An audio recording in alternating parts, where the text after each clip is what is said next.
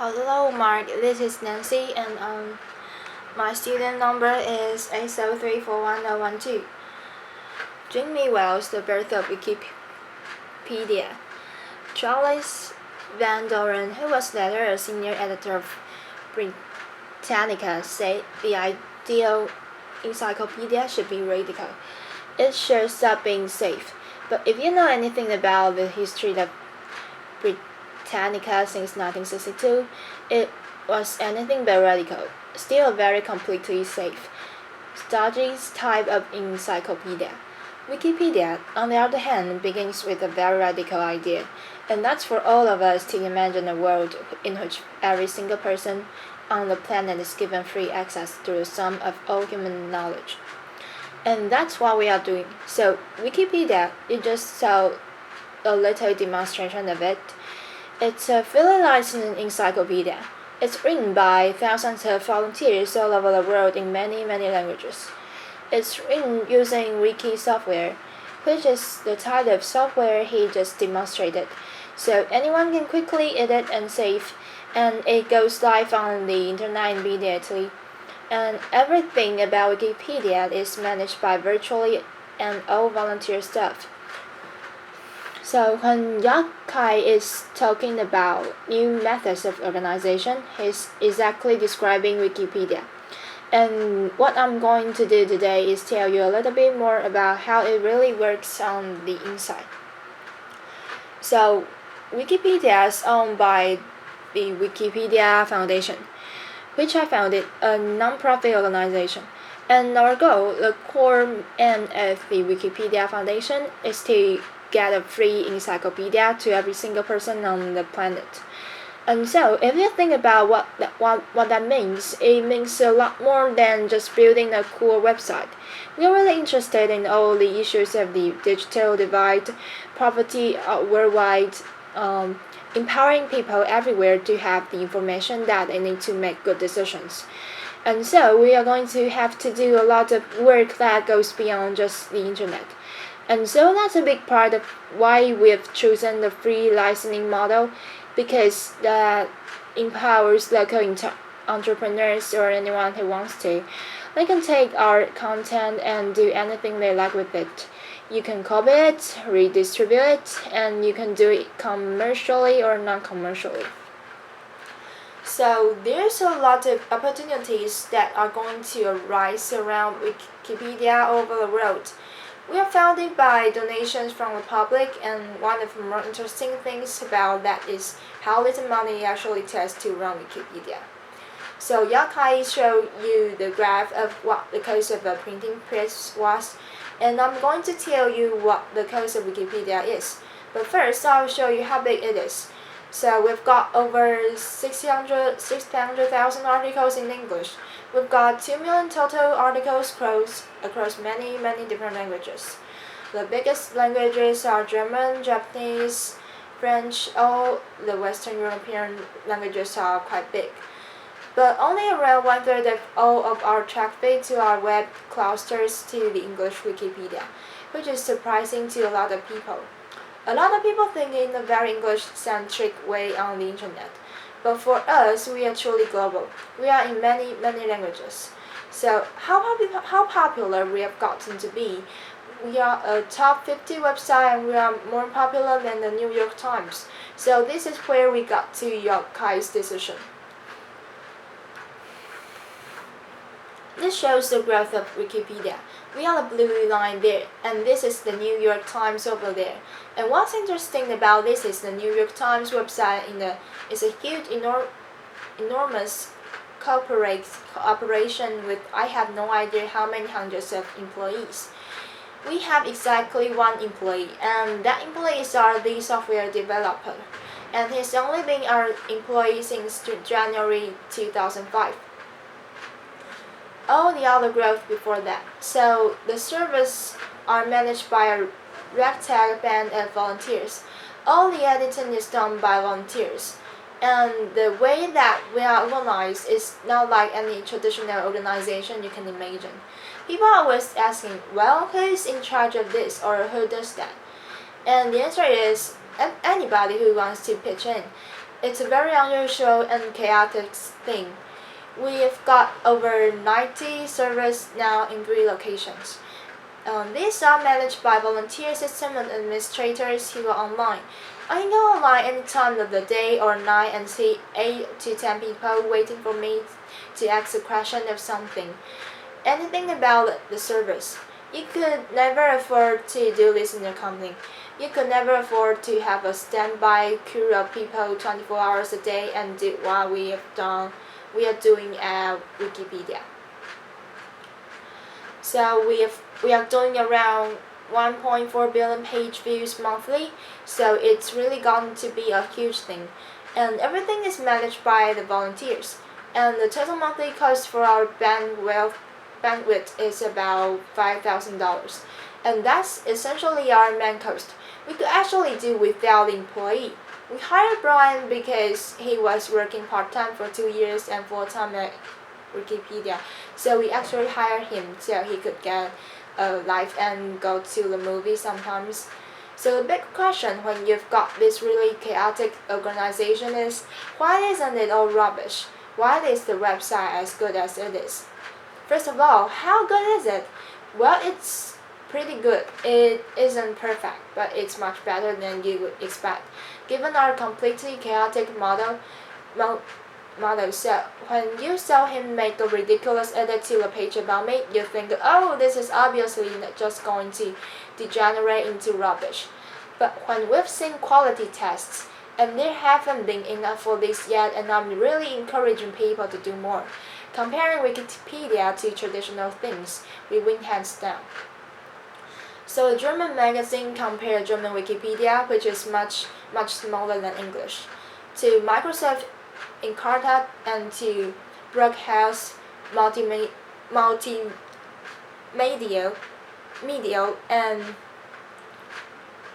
and we won across the board. They hired experts to come and look at articles and compare the quality, and we were very pleased with that result. So a lot of people have heard about the Wikipedia Bruce Curry controversy. The media has covered this somewhat extensively.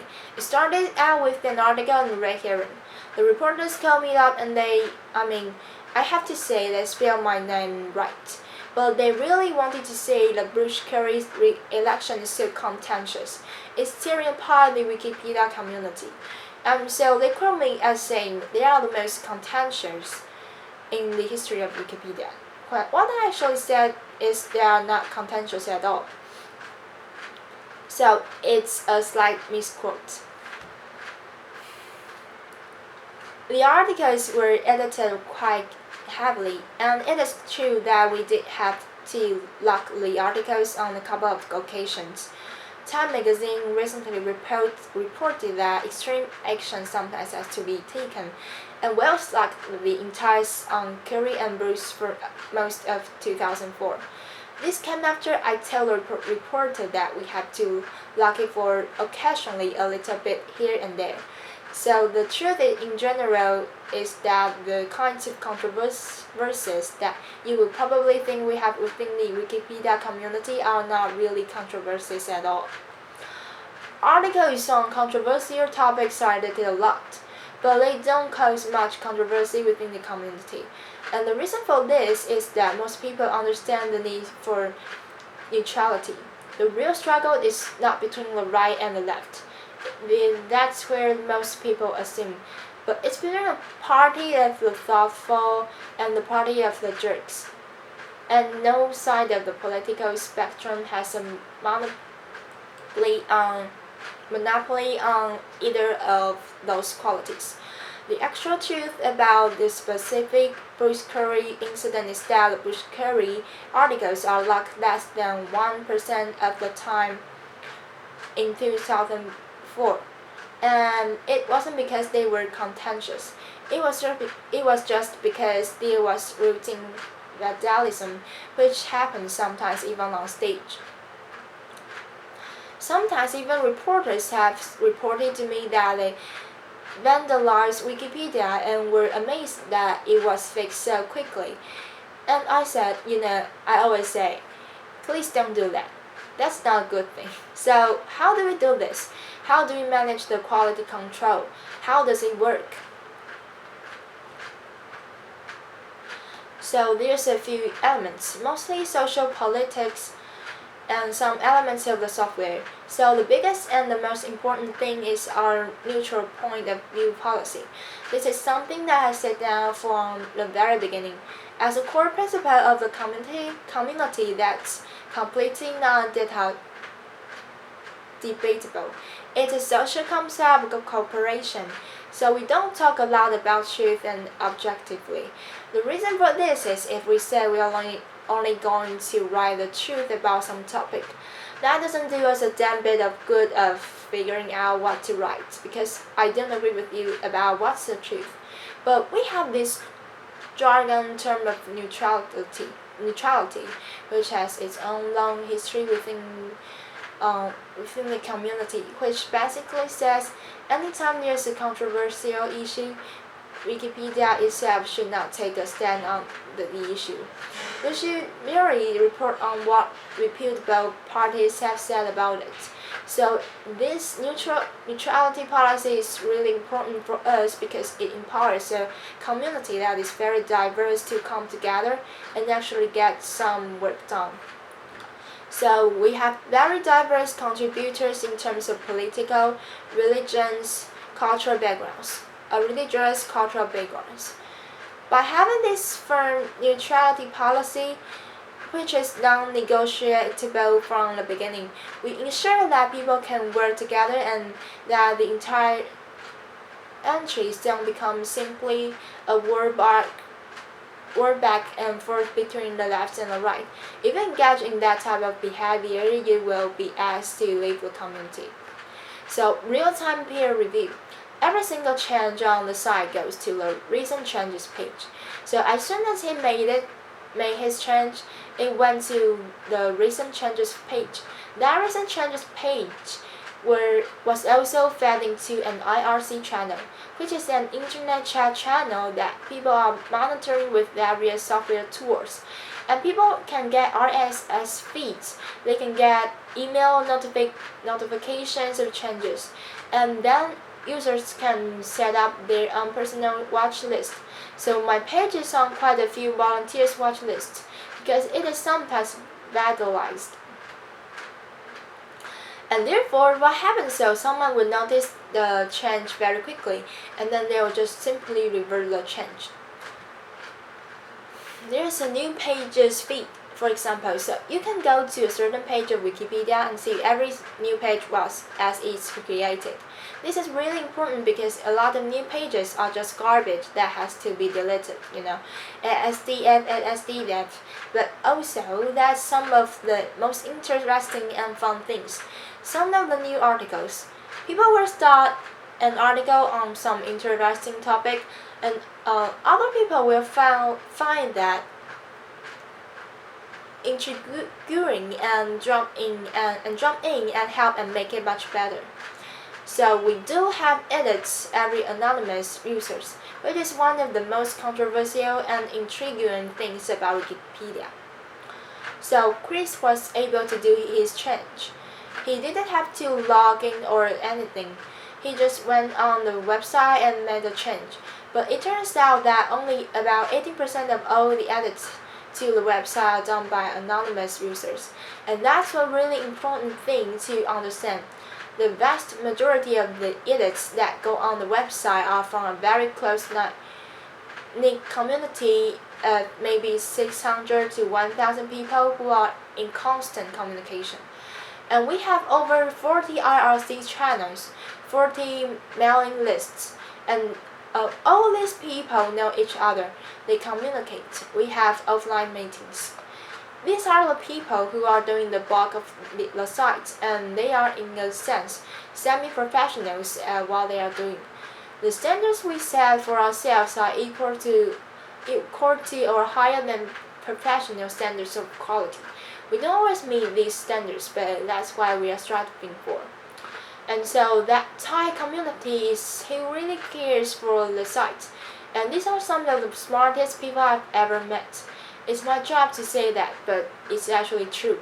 The type of people who were drawn to writing an encyclopedia for fun tends to be pretty smart people. The tools and the software. There's lots of tools that allow us meaning the community to self-monitor and to monitor all the work. This is an example of a page history on flat Earth, and you can see some changes that were made. What's nice about this page is you can immediately take a look at this and see, okay, I understand now. When somebody goes and looks at, they see that an anonymous IP number made an edit to my page. That sounds suspicious. Who is this person? Somebody looks at it. They can immediately say highlighted and read and all of the changes that took place to see, okay, well, these words have changed. Things like this. So that's one tool that we can use to very quickly monitor the history of a page. Another thing that we do within the community is we leave everything very open-ended. Most of the social rules or the methods of work are left completely open-ended in the software. All of that stuff is just on wiki pages, and so there's nothing in the software that enforces the rules. The example I've got up here is the vote for deletion page. So I mentioned earlier, people type ASDF, it needs to be deleted. Cases that the administrator just deleted. There's no reason to have a big argument about it. But you can imagine there is a lot of other areas where the question is this notable enough to go in any encyclopedia? Is the information verifiable?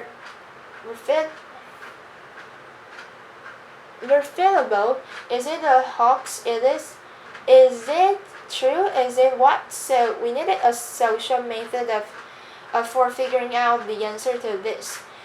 So the method that arose organically within the community is the votes for deletion page. And the particular example we have here is a film, Twisted Issues. And the first person says, now this is supposedly a film. It fails that the Google test miserably.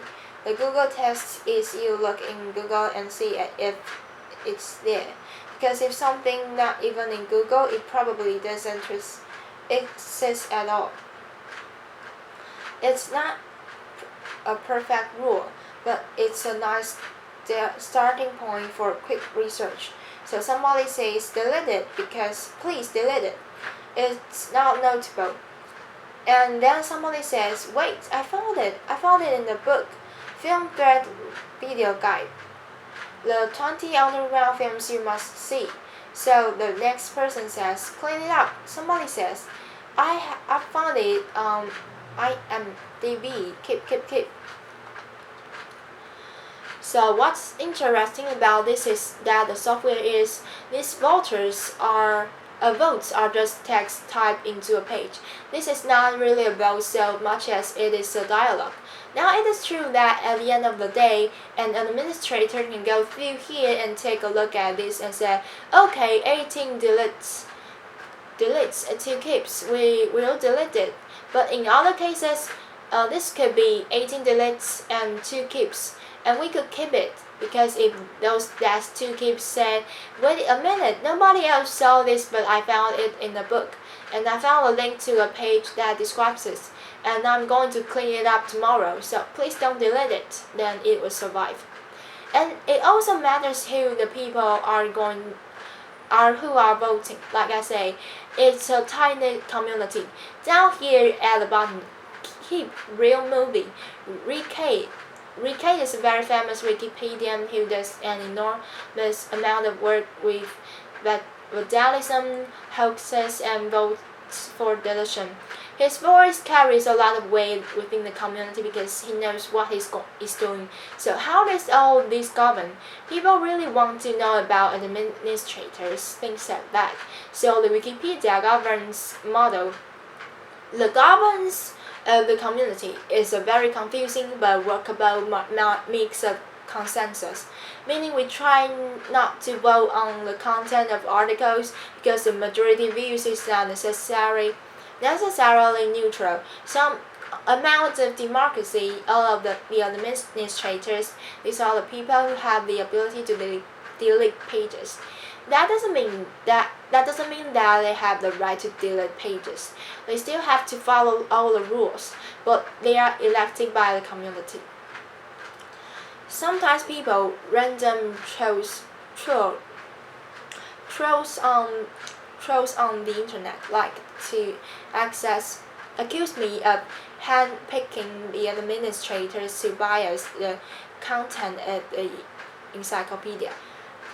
I always laugh at this because I have no idea how they are elected, actually. There's a certain amount of aristocracy. You got a hint of that when I mentioned like Rick K's voice would carry a lot more weight than someone we don't know. I get this talk sometimes with Angela, who was just re-elected to the board from the community to the board of the foundation, with more than twice the votes of the person who didn't make it. And I always embarrass her because I say, well, Angela, for example, could get away with doing absolutely anything within Wikipedia because she's so admired and so powerful. But the irony is, of course, that Angela can do this because she's the one person who you know would never ever break any rules of Wikipedia. And I also like to say she's the only person who actually knows all the rules of Wikipedia. So, and then there's monarchy, and that's my rule on the community. So I was describing this in Berlin once, and the next day in the newspaper the headline say I am the Queen of England. And that's not exactly what I said, but the point is my role in the community. Within the free software world, there's been a long-standing tradition of the benevolent detector model. So if you look at most of the major free software projects, they have one single person in charge who everyone agrees is the benevolent detector. Well, I don't like the term benevolent detector, and I don't think that it's my job or my role in the world of ideas to be the detector of the future of all human knowledge compiled by the world. It just isn't appropriate. But there is a need still for a certain amount of monarchy. A certain amount of sometimes we have to make a decision and we don't want to get bogged down too heavily in formal decision making processes. So as an example of how this can be important, we recently had a situation where a neo-Nazi website discovered Wikipedia. And they said, oh well, this is horrible, this Jewish conspiracy of a website, and we are going to get certain articles deleted that we don't like. And we see they have the voting process, and we are going to send, we have 40,000 members and we are going to send them over and they are all going to vote and get these pages deleted. Well, they managed to get 18% to show up. That's neo-Nazi math for you.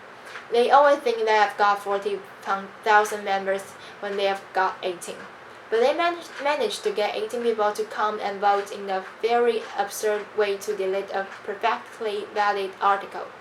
Of course, the vote ended up being about 85 to 18, so there was no real danger to our democratic processes.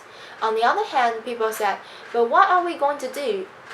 I mean, this could happen. What if someone group gets really seriously organized and comes in and wants to vote? And I said, well, fuck it, we'll just change the rules. That's my job in the community, to say we won't allow our openness and freedom to undermine the quality of the content. And so, as long as people trust me in my rule, then that's a valid place for me. Of course, because of the free licensing, if I do a bad job, the volunteers are more than happy to take and leave. I can't tell anyone what to do.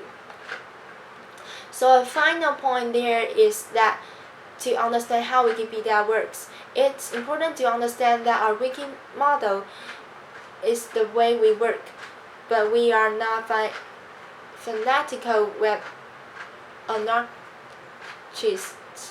In fact, we are very flexible about the social methodology because ultimately the passion of the community is for the quality of the work, not necessarily for the process that we use to generate it. Thank you. Yeah, Ben Sanders. Jimmy, you mentioned impartiality being a key to Wikipedia's success. It strikes me that much of the textbooks that are used to educate our children are inherently biased. Have you found Wikipedia being used by teachers, and how do you see Wikipedia changing its education? Yeah, so a lot of teachers are being to use Wikipedia. There's a media storyline about Wikipedia, which I think is false. It builds on the storyline of bloggers versus newspapers. And the storyline is there's this crazy thing, Wikipedia, but academics hate it and teachers hate it. And that turns out to not be true. The last time I got an email from a journalist saying, "Why do academics hate Wikipedia?" I sent it from my Harvard email address because I was recently appointed a fellow there. And I said, well, they don't all hate it. But I think there's going to be huge impacts. And we actually have a project that I'm personally really excited about, which is the Wikibooks project, which is an effort to create textbooks in all the languages. And that's a much bigger project. It's going to take 20 years or so to come to fruition. But part of that is to fulfill our mission of giving an encyclopedia to every single person on the planet. We don't mean we are going to spam them with AOL style CDs. We mean we are going to give them a tool that they can use. And for a lot of people in the world, if I give you an encyclopedia that's written at the university level, it doesn't do you any good without a whole host of literacy materials to build you up to the point where you can actually use it. The Wikibooks project is in an effort to do that, and I think that we are going to see it may not even come from us. That's all kinds of innovation going on. But freely licensed textbooks are the next big thing in education.